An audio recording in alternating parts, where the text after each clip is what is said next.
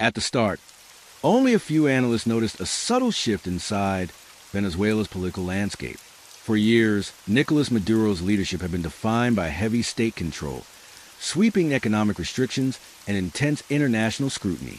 But then, unexpectedly, a quiet experiment began. Instead of major announcements or dramatic reforms, small adjustments appeared, measured steps rather than bold leaps. Local markets were allowed more flexibility. Independent businesses reported fewer interruptions. Even the state-run media, usually rigid, began adopting a slightly softer tone when discussing economic struggles. Diplomats watching from afar called it moderation, but no one agreed on what that meant. Some believed it was a strategic attempt to stabilize the economy after years of turbulence. Others thought it was a way to reduce external pressure without undoing the government's core structure. Inside Caracas, citizens weren't sure what to make of it. Prices stopped rising as fast, but uncertainty remained in the air.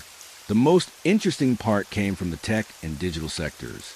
New rules quietly allowed select companies to operate with fewer barriers, creating a small but noticeable shift in online business activity. Content creators, digital freelancers, and small startups began to see opportunities that hadn't existed for years.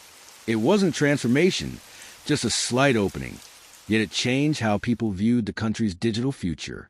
By the end of the year, international observers labeled it a control moderation, a strategy meant to create stability without losing authority. Whether temporary or the beginning of long-term restructuring, no one knew. But the experiment became one of the most unexpected political developments in South America, subtle enough to avoid headlines, yet influential enough to reshape conversations about the region's next decade.